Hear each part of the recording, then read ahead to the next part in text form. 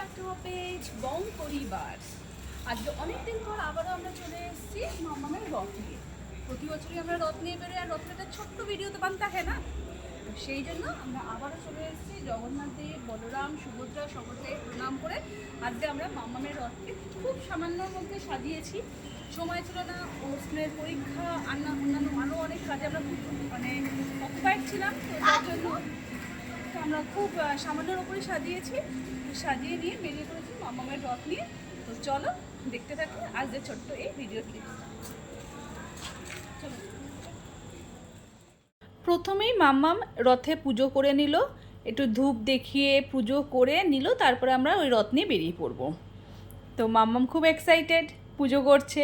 Usually তো খুব একটা নিজে নিজে ধূপ বা মোমোর হাতে দেওয়া হয় না, বাট আজ যে তো ওর রথ নিয়ে বেরোবে, ও তো পুজো করবেই।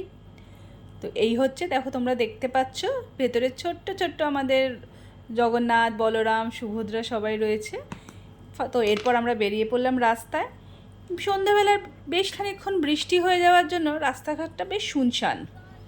আর আমাদের ছোটোবেলার মতো এখন কিন্তু অত সবাই রথ নিয়েও বাইরে বেরোয় না। রথের ক্রেজটা যেন মনে হচ্ছে একটু কম কম এবছর।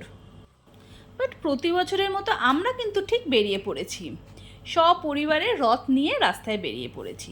আর রথে বেরোবো আর একটু সেলফি হবে না, একটু ফটো সেশন হবে না, সেটা তো হয় না। তাই জন্য আমরা একটু এরপর ফটো সেশনও করে নিলাম। ইন দ্য মিন টাইম আমাদের পাড়া দিয়ে লাস্ট 2 বছর ধরে দুটো বেশ বড় বড় রথ যায়। তো সেই রথগুলো পাড়ায় চলে এসেছিলো, আমরা তখন সেই রথগুলো দেখতে শুরু করলাম। এটা হচ্ছে প্রথম রথ যেটা গেল, বেশ সুন্দর রথটা ওরা সাজিয়েছিল। এরই পরে ওই রথটা যেতে না যেতেই আরেকটা রথ চলে এলো। দেখো পরপর খুব সুন্দর সুন্দর দুটো রথ গেল। এরপর আমরা বাড়ি চলে এসেছি। আর রথের দিনে একটু জিলিপি পাঁপড় ভাজা হবে না, সেটা তো হয় না। বাড়ি ফিরেই কর্তামশাইয়ের কাছে একটুখানি আবদারি করে বসলাম, একটু জিলিপি খাই জিলিপি খাই।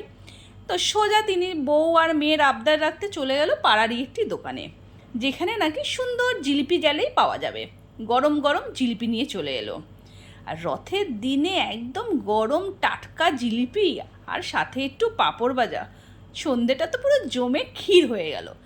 তোমরা যারা সোজা রথে জিলিপি পাঁপড় ভাজা খাওনি, উল্টো রথে মিস করো না।